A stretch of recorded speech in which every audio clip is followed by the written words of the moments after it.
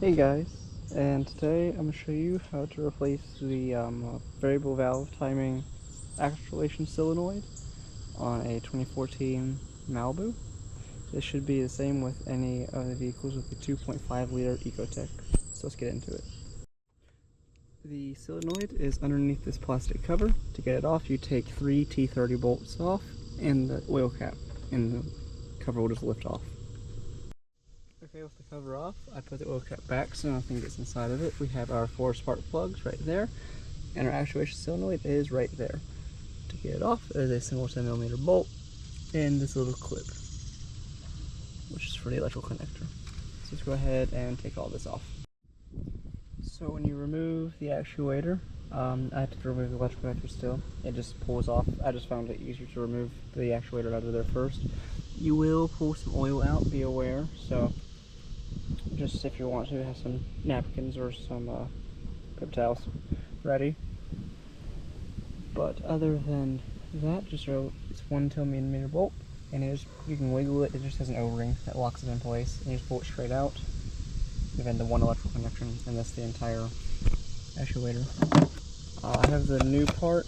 There is GM part number right there. And as we can see, before we put it in, we always compare our parts. As we can see, they're the same thing. This one also comes with a new bolt, which is nice. It's always nice to have new hardware. So let's go ahead and get these switched out. To get this old sensor off, just pull this white tab straight back as far as it'll go. And then you'll be able to, it's very stiff, but you will be able to push down on this and it will release the tab, which will then allow us to simply plug the new one in. And we're going to push the locking tab forward. And there we go. The new one is installed. I just snug up this bolt as if it were an old drain plug, because the O-ring should do the work of keeping it sealed. I would use some of the oil that spilled out. Just make sure you roll it around the new O-ring, that way you don't get a pinch or a leak down the line. Let's go ahead and reinstall the engine cover and start it up. Okay, so I went ahead and cleared the trouble code with my code scanner, and as you can see, it is staying off. It has not just come back.